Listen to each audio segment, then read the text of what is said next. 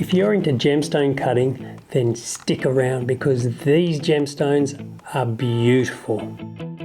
Join us for the ups. I mean, it's got nice colour, but it's not quite the downs. Has cleaned up beautifully. Yes! And the ups.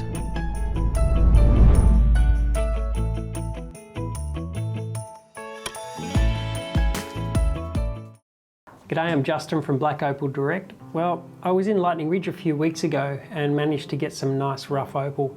And when the guy came in to sell me the opal, he gave me a price on this piece. And I had to think about it, thought it's quite risky. But when I used the gem torch and shined the light straight into that color bar, it gave me a very clear picture that my chances of cutting something better was even greater than I thought, because this color bar seems to go 3/4 of the way back of this stone. So if the light just shone in there and I could see that it would be only a little bit in, then I'd think, wow, I'm not sure if this is going to cut something nice. But the chances now have grown exponentially, because you can see that that light goes right down almost 3/4 of the way. So we have more chances. Now, the color showing up from the piece that's broken off, you can see is really nice. The next part is we don't know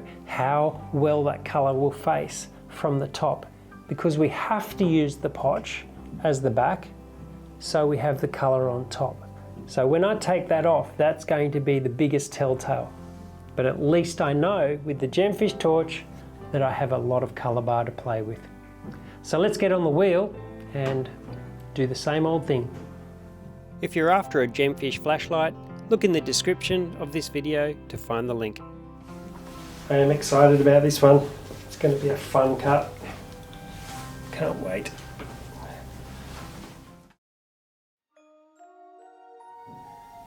Alright. Well, this is going to be one fun cut, I think. And I think we have a bit of a dilemma with the potch in the middle. The potch is showing darkness into the colour somewhat, and then it goes clearer on the outside. So it could be quite an interesting piece, but I am really looking forward to taking its top off. Alright, let's get the wheel going.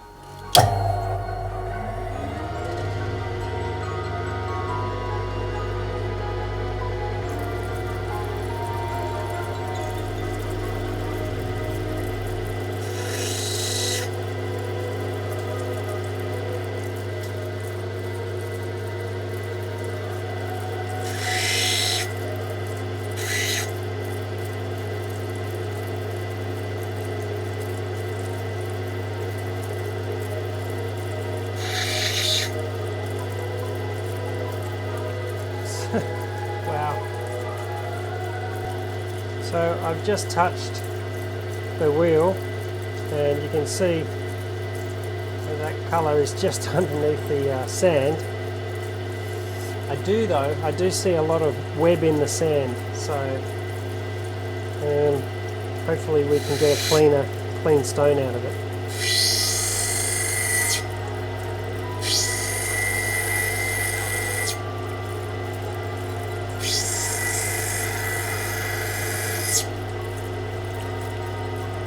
So I think there's the beginning of the colour bar on this side.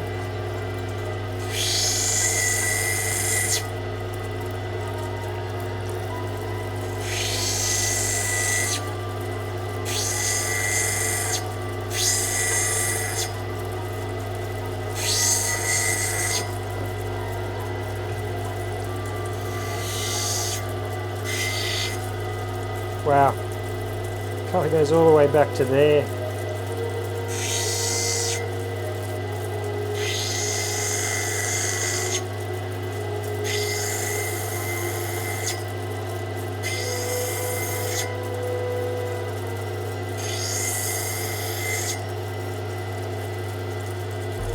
This needs to still come out before I can take its top off.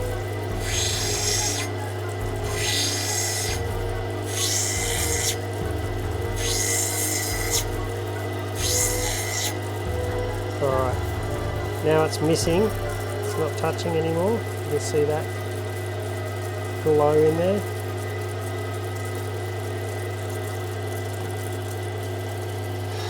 This is the telltale.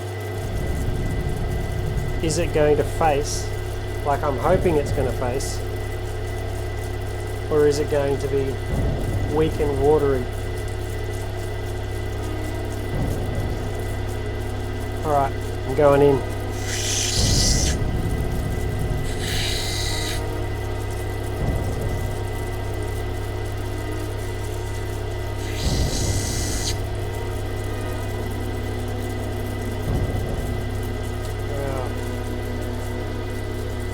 See that little bit there.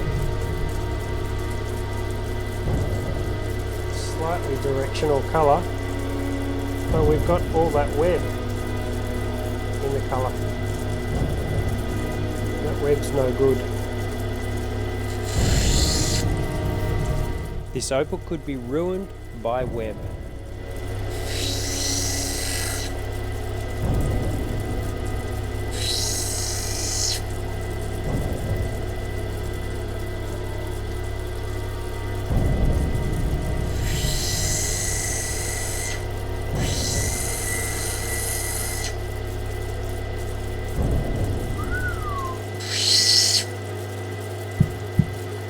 Huge piece.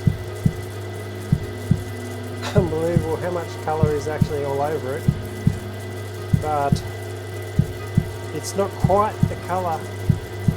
I mean, it's got nice colour, but it's not quite the clarity as I was hoping for.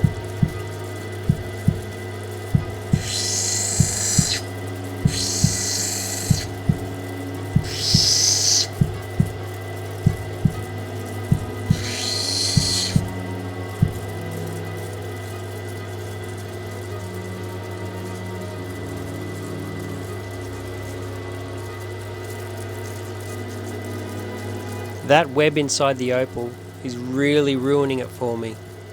I never thought that there would be web inside this piece. I'm not sure what I'm going to do.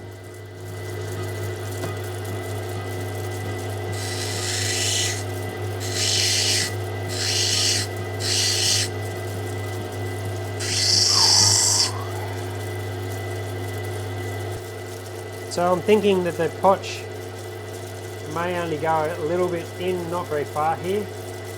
So I just need to take it in a little bit further on this side and see if there's any darker potch. Oh, it is turning dark there too. Right. So you can see where I did that. That's slowly making it up its way up to the colour. And what our problem is, we've got all that grey web. And all of that grey web really devalues a black opal. But what I'm thinking is that if I work on going down to that bottom colour bar, if that grey web turns to black web, then we've got a really nice stone still, because the black web doesn't show up as much as grey web in a black opal. So I think we might start by, we're going to slice through that sand spot, so we can go for 2 stones, one there and one there. We get a good idea of what's going on in the middle. And the reason is, if I take that sand spot out, we start to lose even more colour. So by slicing through the middle, we got 2 chances at stones, and we can see what's going on. So let's get on the slicer and get this thing broken open. I'm really taking a risk here. Sometimes when you slice straight through a colour bar, the best colour can be right where the blade goes through. And I'm hoping that this isn't the case this time. And it really doesn't look good. So I've sliced through, and you can see that, as I predicted, yes, there is some black potch, but the black potch doesn't protrude as far in as it does there. So I'll have a look. I'm going to take a risk, and I might try it on this piece first and see. I'll take all of that off the top and see if it cleans up.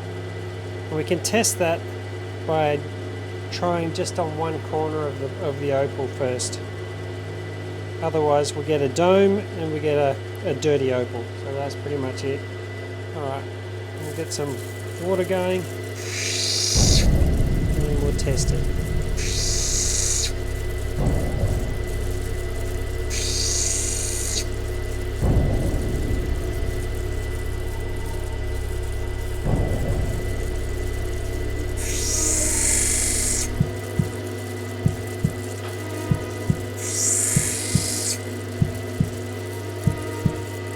Okay, so it does look like it so far that the colour gets better on the black, and if I take all that stuff off the top, it could turn out really well still. We're not sure until I take all of that, so I have to get rid of all of that grey web on the top. This is risking it. This is really risking it. I'm risking losing beautiful colour for better colour. Alright. Let's hope. Let's hope it works out. Come on.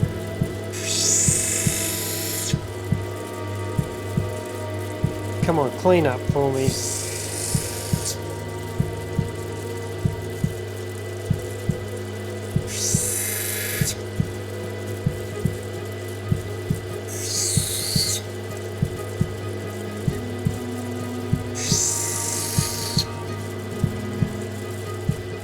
No, it's not going to clean up, but we still have actually quite a nice stain there.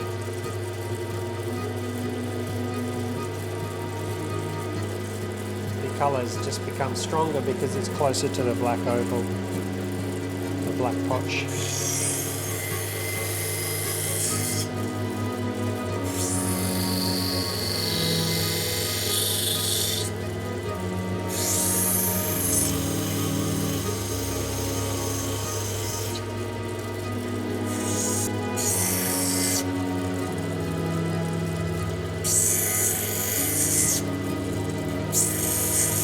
It may look like I'm wasting opal colour here while I'm grinding in, but I'm grinding all the way to where the black potch starts.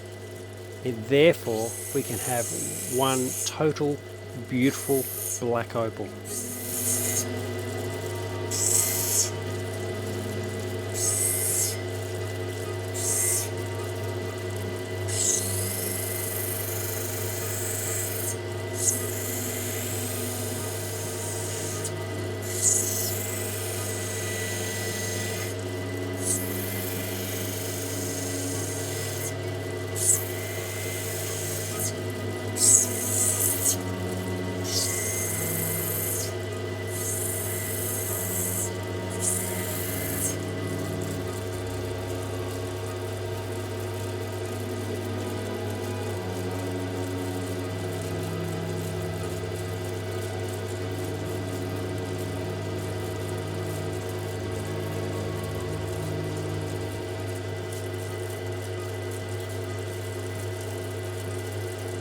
Really nice flagstone pattern.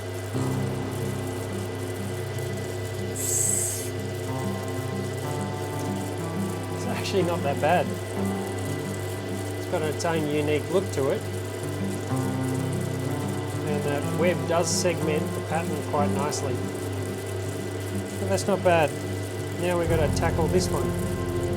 You can see the difference from where I worked on the colour far up away from the black, and then we went down. You can see that it's so much stronger further down. So let's work on this one and go down on that one and see what happens.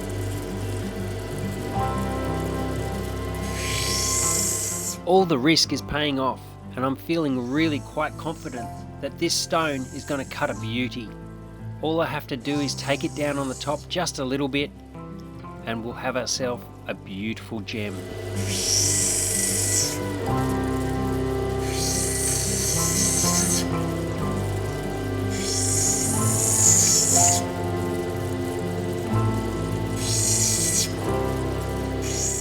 I've decided not to edit any of this footage out.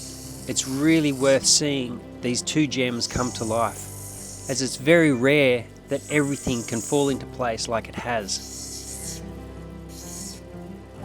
I've bought opal from this claim before, and it's had black centres, but it's had black potch centres where there's no colour. So the risk on this was quite high, but I was willing to take it, and it seems to have paid off. Yes!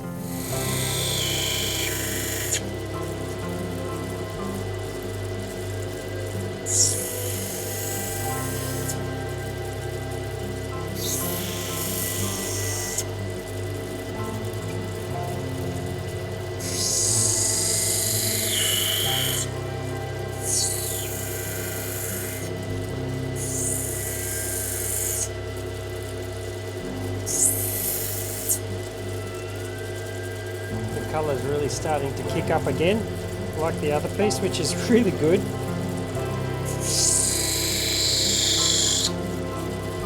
As I work further and further down on the dome, the opal just gets darker and darker, and all the web that was on the top is disappearing. And it's exactly as I planned. One beautiful black opal.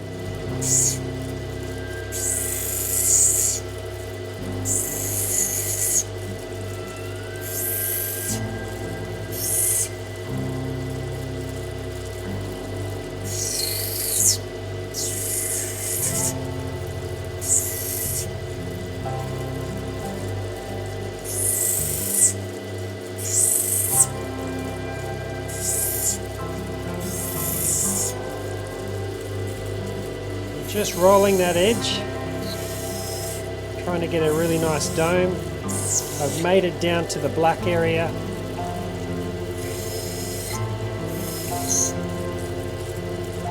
And this one has cleaned up beautifully.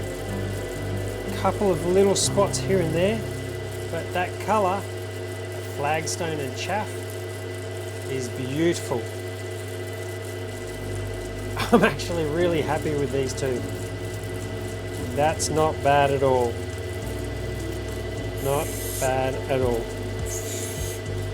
Yes!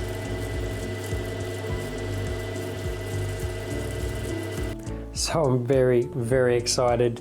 I thought that these were going to have lots of web and grey web and light, not even a black opal. It was looking really bad. But look what's happened.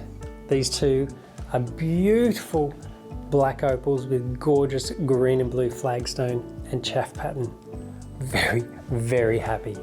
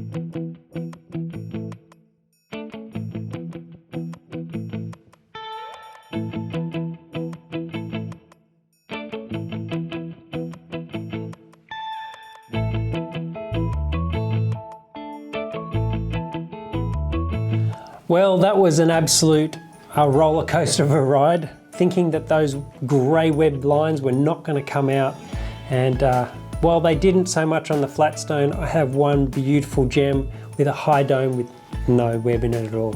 Very nice, beautiful gems on black, which makes me very happy. Hope you enjoyed that one. I sure did. See you next time. To see the value of these stones, go to blackopaldirect.com or check out the links in the description. Thanks for watching.